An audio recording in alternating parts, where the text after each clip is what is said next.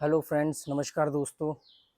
अ, ऐसे ही बैठा हुआ था, अभी साइकिल साफ कर रहा था तो कुछ बात दिमाग में आई तो लगा कि चलो आप लोगों से बात करनी चाहिए। तो जब मैं साइकिल को साफ कर रहा था, एक्चुअली साफ भी क्या कर रहा था, चेन उतर गई थी, वो चेन चढ़ा रहा था। तो घर में अकेला था, वो लोग जरा बाहर गए हुए हैं कि दुनिया क्या है। जैसे मैंने एक वीडियो डाला था कि ज़िंदगी क्या है, मतलब लोग बोलते हैं कि ज़िंदगी क्या है, ज़िंदगी की डेफिनेशन क्या है। तो मैंने उसमें बताया था कि ज़िंदगी को मैं एक प्रोसेस मानता हूँ। हम पैदा होते ही मरना शुरू कर देते हैं, तो पैदा होने से मरते दम तक के बीच की जो ड्यूरेशन है, जो यात्रा है, जो प्रोसेस है, वो उसको हम जिंदगी कहते हैं, जो स्थिर नहीं है। अभी ध्यान में ऐसी एक बात आई कि दुनिया क्या है, मतलब what is the definition of दुनिया। हम कहते हैं ना, दुनिया देखी है हमने, या दुनिया देखनी है, या दुनिया ये करती है हमारे साथ। तो मैंने ये पाया कि मैं, मतलब मेरी चमड़ी, ये जो स्किन है, ये तो मेरी है। इस चमड़ी से बाहर, इस चमड़ी के अलावा, अंदर की तरफ नहीं, बाहर की तरफ, जो इस चमड़ी के अलावा बाहर वाली साइड में, अंदर वाली साइड में नहीं, जो भी कुछ है वो दुनिया है। इस चमड़ी के अलावा अंदर वाली साइड में तो हम कह देंगे चेतना है, तो शरीर है, शरीर के अंदर चेतना है। बाहर क्या है शरीर के, मतलब इस चमड़ी से बाहर वाली लेयर से क्या शुरू होता है, तो वो दुनिया है। तो दुनिया क्या है, तो आपने देखा होगा कुछ लोग दुनिया कहते हैं मेरा परिवार मेरी दुनिया है, कोई कहता है मेरी पत्नी मेरी दुनिया है, कोई कहता है मेरी गर्लफ्रेंड मेरी दुनिया है, कोई बोलता है कि मेरी बच्चे मेरी दुनिया है। जैसे लैला मजनू में, अगर लैला से पूछो तो कहेगी मजनू मेरी दुनिया है, मजनू से पूछो तो कहेगा लैला मेरी दुनिया है। रोमियो जूलियट में वो एक दूसरे की दुनिया है। किसी के लिए देश दुनिया है, किसी के लिए दुनिया दुनिया है। पर कोई भी एक चीज दुनिया नहीं है।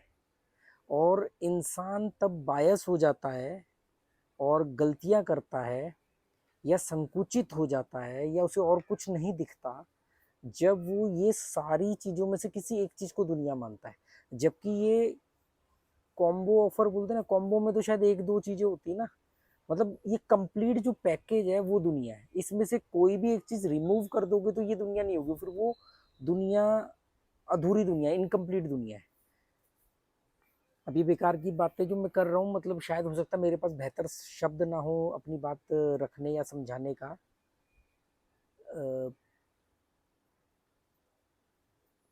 इसका फायदा क्या होगा, ये जो हम बेकार की बात कर रहे हैं, इसका फायदा ये होगा दोस्तों कि जो भी लोग किसी एक चीज को दुनिया मानते हैं, और अगर वो ये बात समझ जाते हैं, तो उनको ये फायदा होगा कि भी वो अटैचमेंट में कमी आएगी उनके।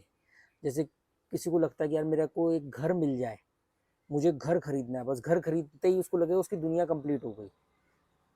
पर या कोई कहता है कि मेरे को टॉपर बनना है, मेरी पढ़ाई कंप्लीट हो जाए, मेरा बाहर किसी यूनिवर्सिटी में एडमिशन हो जाए, मेरी शादी हो जाए, ये लड़की मुझे मिल जाए, ये लड़का मुझे मिल जाए, कुछ भी एक्स वाई जेड, कोई एक चीज जब उसके दिमाग में अटकी होती है ना, तो उसको लगता है कि बस वो मिल जाए तो कंप्लीट दुनिया मिल गई, वही दुनिया है।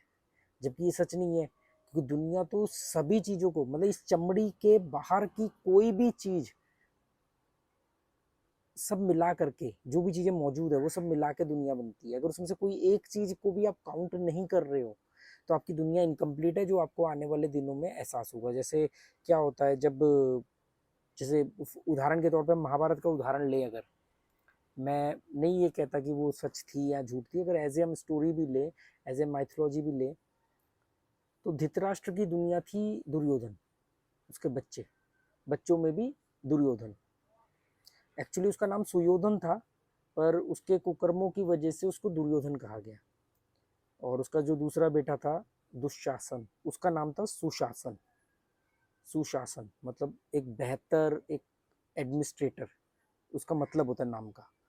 तो उनके कर्मों की वजह से उनका नाम दुशासन और दुर्योधन पड़ गया, वैसे सुशासन और सुयोधन था। तो धृतराष्ट्र की दुनिया थी उसके बच्चे।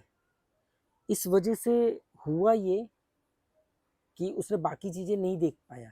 जब हम किसी फोकस का एक माइनस पॉइंट भी होता है, फोकस का एक प्लस पॉइंट होता है कि आपकी कंसंट्रेशन बहुत बढ़िया होती है। जब फोकस करते हो तो उस पर्टिकुलर चीज़ में आपको रिजल्ट बहुत बढ़िया मिलते हैं। पर फोकस का एक माइनस पॉइंट ये होता है कि आप जब एक चीज़ पे फोकस करते हो तो बाकी चीज़ें आउट ऑफ फोकस हो जाती है।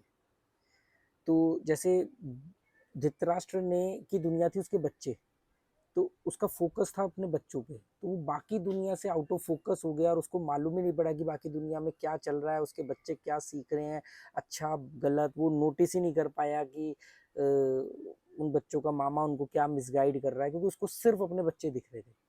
जैसे एक ज़्यादातर मोटिवेशनल स्पीकर या स्कूलों में कहानी सुनाई जाती है कि एक मछली कह रहा हूँ सॉरी, चिड़िया की आंख पे निशाना लगाना था, तो जो महाभारत ने अपने सारे स्टूडेंट से पूछा, उसमें दुर्योधन, दुशासन, ये पांचों पांडव वगैरह सब थे कि तुम्हें क्या दिख रहा है। किसी ने बोला मुझे पेड़ दिख रहा है, पेड़ के ऊपर एक चिड़िया दिख रही है, फल दिख रहे हैं, पीछे आकाश दिख रहा है, सबने ऐसा कुछ बोला।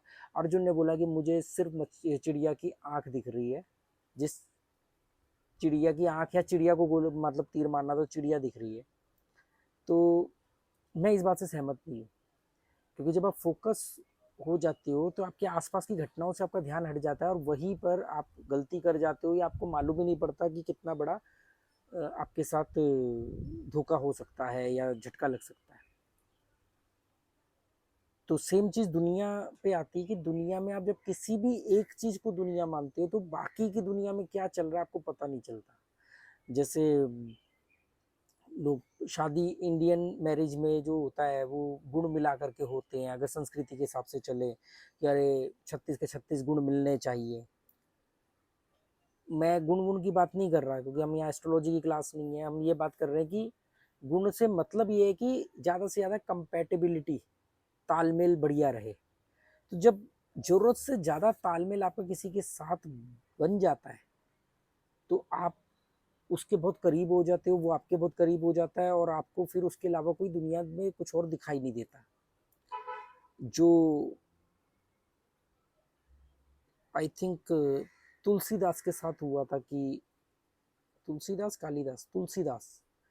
कि उनको अपनी पत्नी से इतना प्रेम था, इतना प्रेम था कि वो तूफान आया हुआ था नदी में, नदी पार करके चले गए, सांप को रस्सी समझ के चढ़ गए कि पत्नी से मिलने जाना है, क्योंकि पत्नी मायके गई हुई है।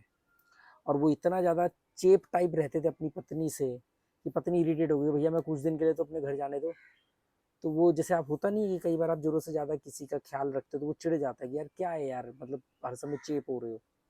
वो वाली सीन था। तो जब फिर पत्नी ने दरवाजा मुंह पे बंद किया तो वो झटका लगा, तब उनको मालूम पड़ा कि यार पत्नी दुनिया नहीं है, दुनिया में तो और भी बहुत कुछ है, सब कुछ ही दुनिया है चमड़ी से बाहर।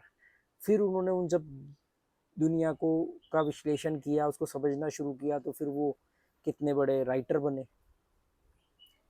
काव्य लिखे उन्होंने। तो ऐसी मीनिंगलेस बातें हैं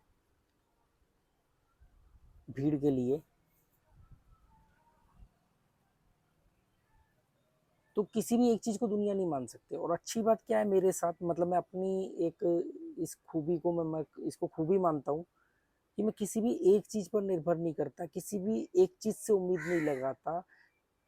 उम्मीदें तो वैसे कम लगाता हूँ, पर किसी भी एक चीज़ से उम्मीद नहीं होती है। और क्योंकि मैं जानता हूँ कि मेरे अलावा सब दुनिया है, सारे रिश्ते मिला करके दुनिया बनते, तो इसलिए ये नहीं कह सकते कि माँ के पैर के नीचे स्वर्ग है, या पत्नी ही दुनिया है, या बच्चे ही दुनिया है, या दोस्त ही दुनिया है।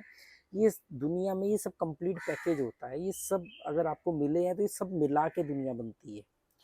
तो इसलिए मेरा किसी एक चीज़ की तरफ या एक रिश्ते की तरफ ज़्यादा झुकाव नहीं हो पाता है। और सबके साथ मैं हर संभावनाओं के लिए तैयार रहता हूँ। जब आप कंप्लीट अपनी चमड़ी के अलावा सबको दुनिया मान रहे हो तो दुनिया में जो भी संभावनाएं घट सकती हैं, तो आपको सबके साथ तैयार रहना पड़ेगा। अगर दुनिया में धोखा है तो दुनिया में कहीं से भी धोखा आ सकता है, दुनिया में वफादारी है तो कहीं से भी वफादारी आ सकती है। तो आप ये नहीं कह सकते ये मेरी दुनिया है तो यहाँ से ही मुझे वफादारी मिलेगी, धोखा तो कभी मिलेगा ही नहीं, ऐसा हो ही नहीं सकता। तो ऐसे ही बेकार की बातें मेरे दिमाग में आई और मुझे लगा कि आप लोगों के साथ करनी चाहिए।